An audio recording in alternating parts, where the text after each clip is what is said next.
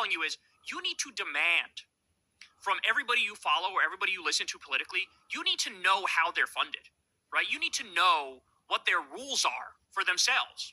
You need to know that they have standards, right? Why do you think I say at the top of every single show? I've never had a conversation with an advertiser. I've never done an ad read. I've never talked to a billionaire. I've never talked to a PAC or a government or anything like that. I've never taken any DNC dark money or anything like that. We raise our money through the default ads on YouTube, our Substack subscriptions, which is you guys directly, and Patreon donations from you guys, right? That's it. I've tried to build this business model as pure as the fucking driven snow, so you know when you're hearing me talk, this is what I really believe. Nobody's paying me to say shit.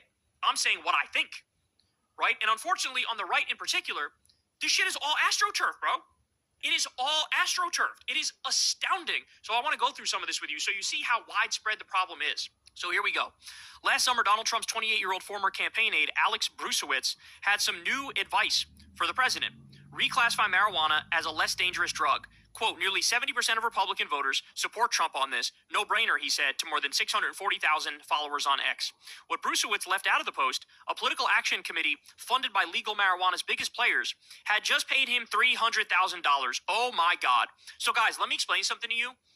These rules I'm talking about even apply when I agree with the message.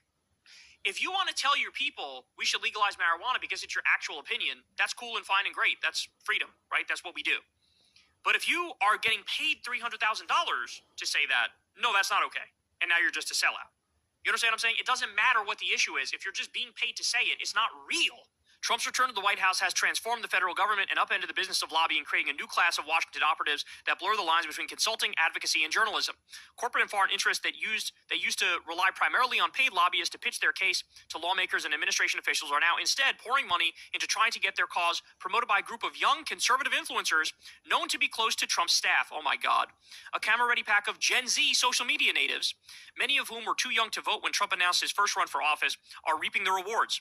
They don't work for traditional news outlets and are thus unshackled from newsroom ethics rules, such as the typical ban on accepting gifts worth more than $25.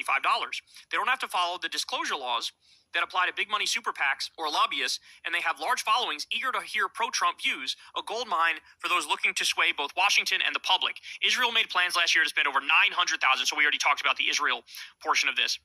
The solar energy and health industries have paid thousands of dollars to influencers to support their interests.